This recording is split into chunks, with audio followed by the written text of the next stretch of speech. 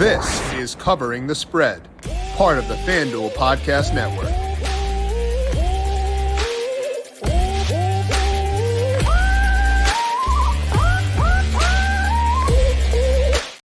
We have got a fun little tune-up for the Open Championship coming up this weekend. It is the Genesis Scottish Open, a links-style course out in Scotland. We're going to break down that event from a betting perspective by talking to Brandon Gdula, getting his read on a pretty unique field, outlining the course, and getting you ready to play some bets over at FanDuel Sportsbook. Welcome on into Covering the Spread. That's right here on the FanDuel Podcast Network and numberFire.com. My name is Jim Sonis. I am a senior writer and analyst for numberFire, joined here as mentioned by Brandon Gdula. Check him out on Twitter at Gdula13. You can find his work over at numberFire.com, where he is the senior managing editor. Brandon, Scottish Open coming up this week. Kind of a fun event now with the PGA Tour co-sanctioning it, which means we got a pretty good field too. How you doing today?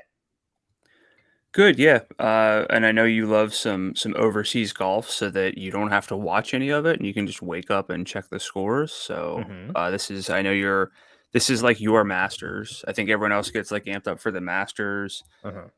U.S. Open to, a lesser degree. I don't know. So I don't ever know where the PGA lands, but I know you love the Open. I know you love the European golf so that you don't have to watch golf, which really is more of a me take than a you take, not to be watching stuff. But I just find it fascinating that you love it so much.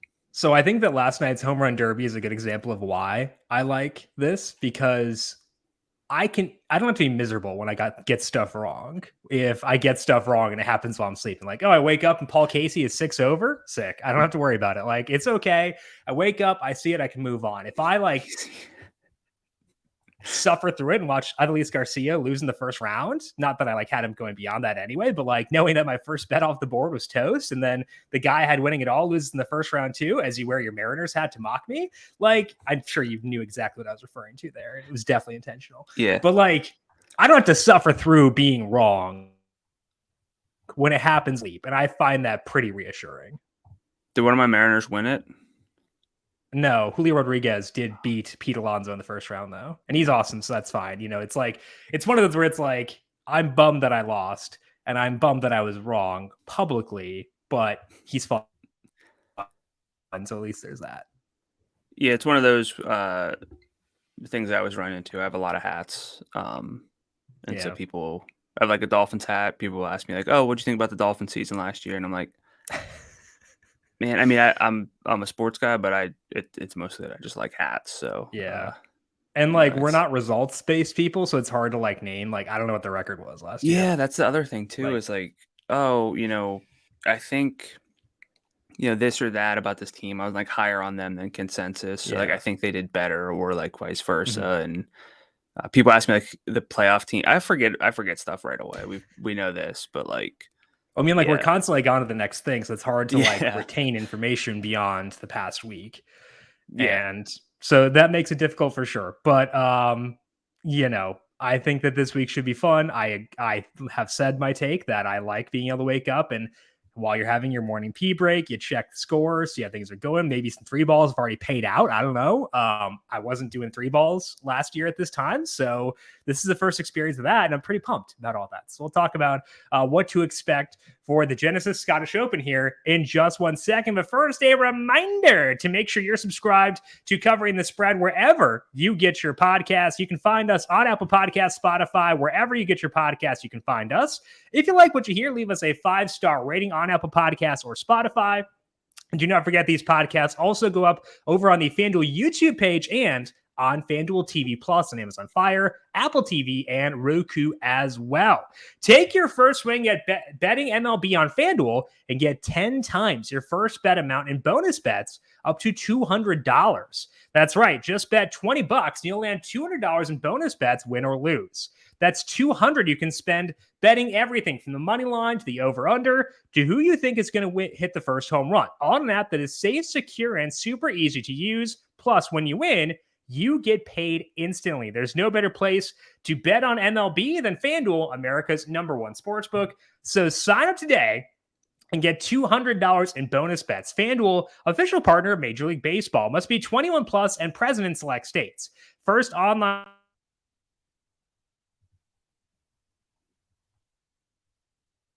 that expire 14 days after receipt. Restrictions apply. See full terms at sportsbook.fanduel.com. FanDuel is offering online sports wagering in Kansas under an agreement with Kansas Star Casino LLC. Gambling problem? Call 1-800-GAMBLER or visit FanDuel.com/RG in Colorado, Iowa, Michigan, New Jersey, Ohio, Pennsylvania, Illinois, Tennessee, and Virginia. Call 1-800-NEXT-STEP or text NEXT STEP to 53342 in Arizona. 1-888-789-7777 or visit ccpg.org/chat in Connecticut. 1-800-9-WITH-IT in Indiana. 1-800-522-4700 or visit ksgamblinghelp.com in Kansas. 1-877-770-STOP in Louisiana. Visit mdgamblinghelp.org in Maryland. Visit 1-800-GAMBLER.net in West Virginia or call 1-800-522-4700 in Wyoming. Hope is here. Visit gamblinghelplinema.org or call 800-327-5050 for 24/7 support in Massachusetts or call 1-877-8-HOPE-AND-Y or text HOPE-AND-Y in New York. Now let's start things off here, Brandon, by talking about the field, because this field is a co-sanctioned event between the PGA Tour and the DP World Tour. So you've got Scotty Scheffler, Rory McIlroy, but also a lot of the best guys in the DP World Tour playing against these PGA Tour pros. So I've heard you talk about this before, how the DP World Tour compares to other tours, but a lot of people listening here probably have not. So for people who are just tuning in, just trying to acclimate themselves to this kind of thing, how well do quality finishes on the DP World Tour translate when facing a field with guys like Scheffler, McIlroy, etc.? Yeah, I'll say that's a page out of my playbook where, I know what's going on, but for people who don't, can you? But no, yeah, I've talked about it a lot, so I know that I'm not gonna throw Jim under the bus. I'm just making a joke there, but I just need a refresher, man. I've been out of office for a week. I need help, man. Actually, I'm surprised you've listened to me, so I guess that's fair. Yeah. I can't fight back because I'm tired from moving, so I'm not going to fight back against these vicious allegations because they're probably true. I can't wait for our DFS show. Then You're just going to railroad. I'll be on offense. Yeah, pedal to the metal. Yeah, almost backpedal the whole show. It's gonna be great. Yeah, so it's always something that we got to figure out whenever Corn Ferry Tour guys get called up, or there's majors or something like this co-sanction event, and you can look at things a few ways. The most obvious one is the official World Golf Rankings strength of field. It's just much higher for the PGA Tour than it is for the DP World Tour.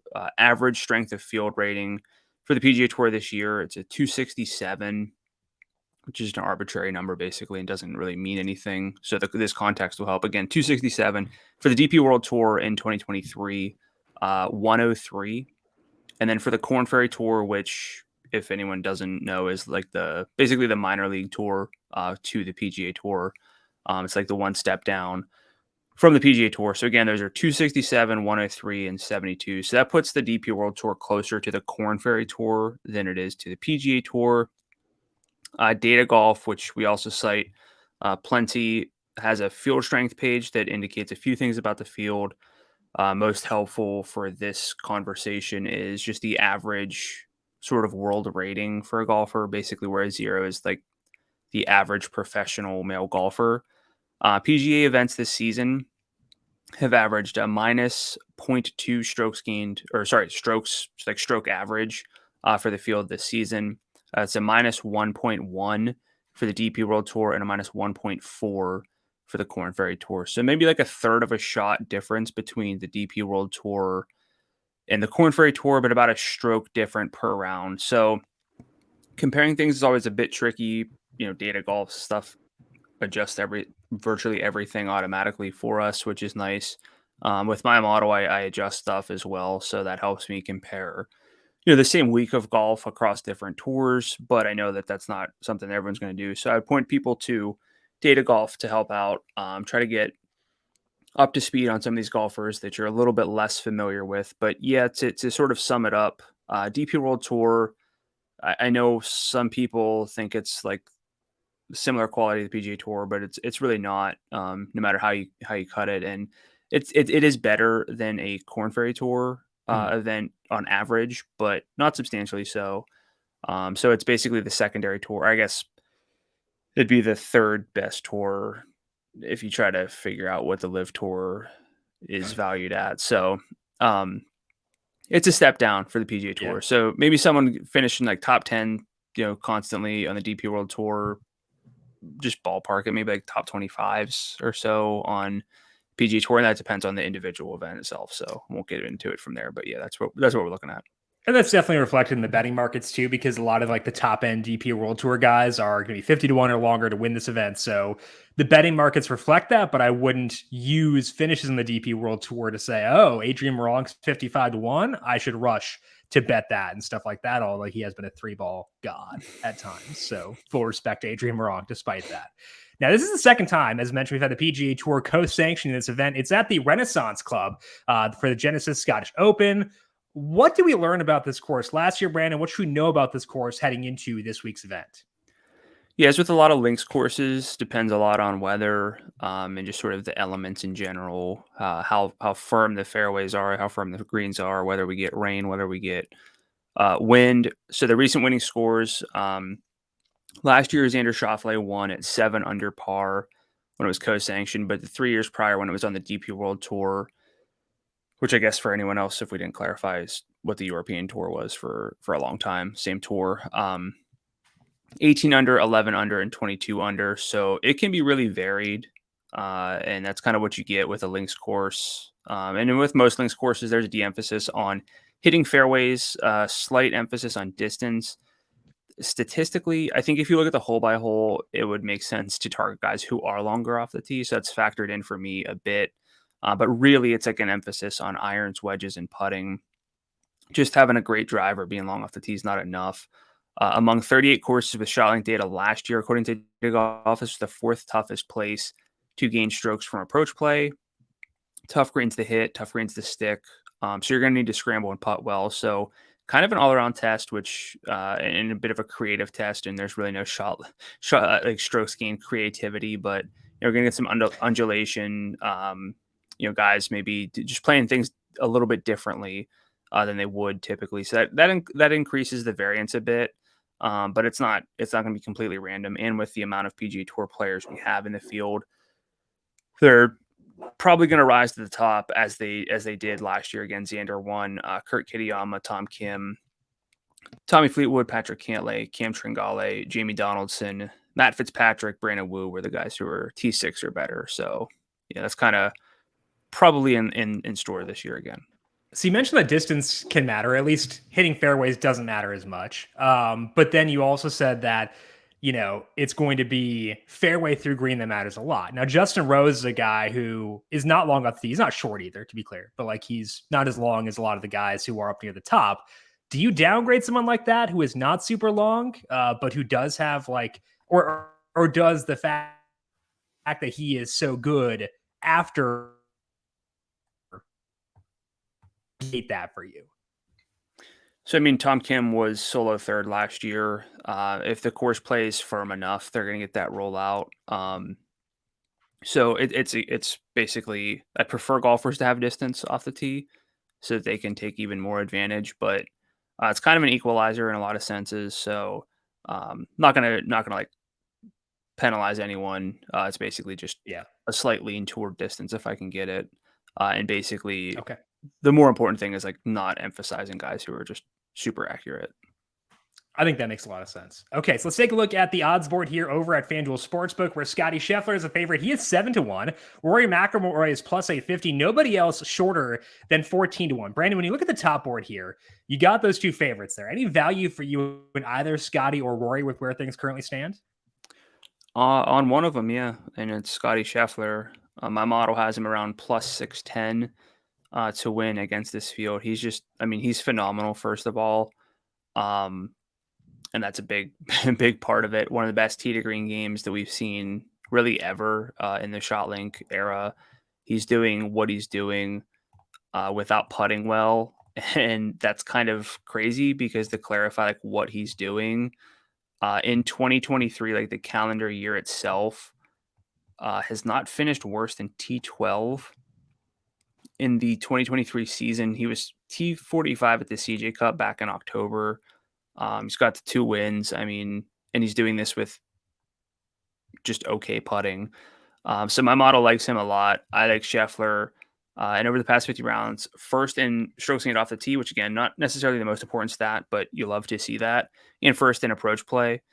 The putting the putting stats, about 25th percentile for him within 15 feet, which not great, but not abysmal. So you would expect the putting to get a bit better. So I like Scheffler there, not necessarily for Rory. I have him around 12-1. Like their recent form, just not enough to back him. He hasn't really played the course particularly well in his 2 starts. Scheffler, if memory serves, missed the cut last year, T12 the year before that. So a little bit better there at least. And with Scheffler's form right now, it's hard to kind of knock him at 7-1. Yeah, Scheffler 7-1. You have plus 610, and to me, if I hear that kind of gap where it's like 1.5 percentage points of value, I'd be willing to take that. Are you willing to take Scheffler 7-1? Yeah. Okay, I think that's the right way to go with that as well. Any other outrights stand out to you right now at FanDuel Sportsbook? Yeah, a couple. There's basically, I think, a decision. If you're going to go with Scheffler, you always got to make sure that you're practicing smart bankroll management. But both Patrick Cantlay, slight value at 14-1, and Tyrrell Hatton at 20-1. So if I can pick one, I'm going to go Hatton. I have him 19-1. He's 8th in the field in strokes gained tee to green over the past 50 rounds with field strength adjustments, according to Data Golf. 15th in putting.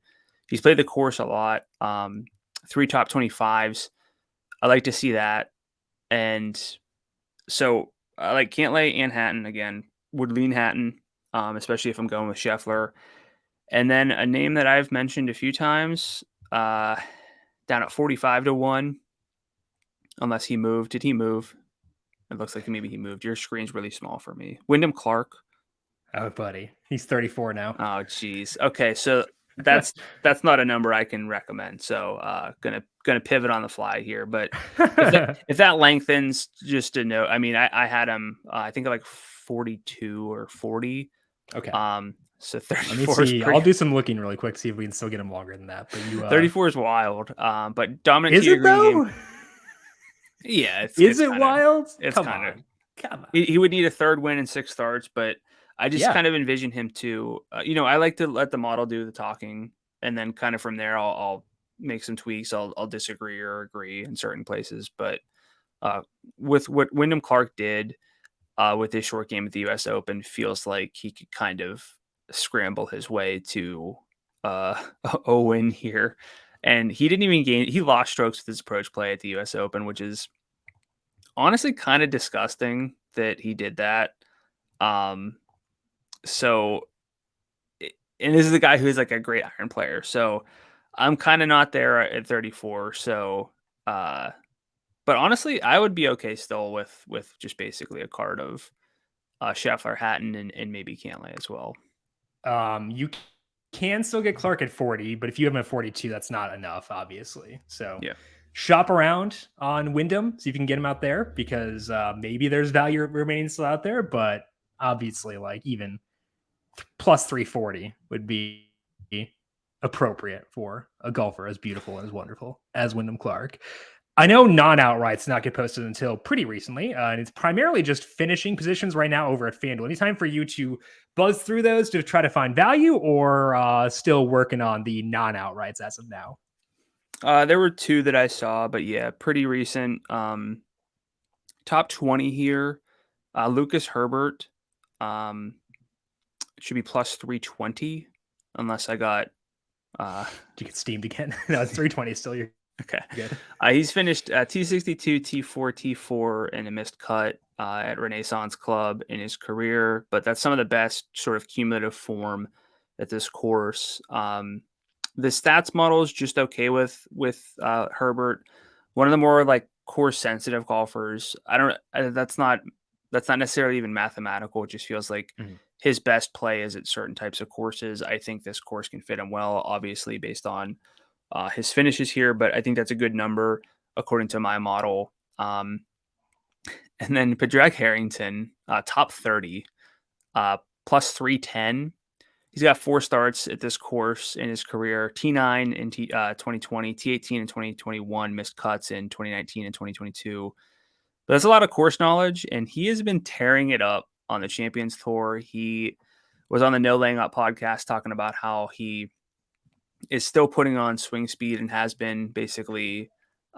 It's kind of phenomenal. T27 at the US Open, T50 at the PGA Championship, and T10 at the Valero Texas Open. So combine all that for just a top 30. I think that's a pretty nice way to get something in, something on the card. And with golf, it's always tempting to go for the outrights and just look at the big numbers. But one thing I'm always trying to work on is look for the more sort of lower ceiling, higher floor plays. And I think Harrington at plus 310 for a top 30 is pretty enticing. Yeah, plus 310 for a top 30 for Padraig Harrington, plus 320 for a top 20 for Lucas Herbert, that Brandon is focusing on there. You said is it the Renaissance Club? Like, did I say it wrong before? I think it's the Renaissance Club technically. Also, it's in what looks like North Berwick, but it's North Berwick. So, we're always trying to do pronunciation right. I don't care as much when it's not a human. Like, if it's a human, I want to say their name right. If it's a place, I'm more okay with like being wrong, but I'd still like to not intentionally be stupid. Look, I'm doing my best here, but I think, would you call La Jolla La Jolla because you just thought it was convenient? Like, that's the thing with pronunciation. I always try to think like, if people, I've gotten a lot of different pronunciations on my last name, like.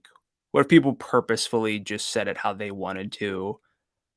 Like that's, so I've learned it from you. I do care with places. I just care more about it with people. Like, I'm not going to feel bad if I mispronounce a place, at least. I'll feel bad if I get a name wrong. Okay. I could be wrong too. That's just what I have thought I've found out. So, either way, it sounds cool. So it makes me look. Renaissance? I don't know. That's why. Renaissance? Is that how you're saying it, though? That's what I'm trying to, but maybe I'm wrong. Renaissance. I'm going to go with that. Renaissance. If I'm wrong, it's on your conscience, and I hope you know that. But we're going to go with that from now on. So they'll be at the Renaissance ? Club. I'm gonna get hammered for being wrong, but it is what it is. If you're Scottish and you're listening and you want to correct us, I welcome that. Please, look, the effort's there. Crawl into the effort and the Brandon's intention mentions. Are there. All complaints, go to Akadula13 on Twitter, as always, even if it's complaints about me in general. All complaints, go to Akadula13 because he won't see it, so who cares? So send all complaints that direction, as always. That is all that we have here for today. Brandon, though, I want to thank you for swinging by, talking about the Scottish Open. Appreciate it, and good luck to you with your bets for this weekend. Yes, thank you, and good luck for me, hoping that I pronounced the name of the course properly relative to the intended. Intentions there. Mea culpa if I just butchered it.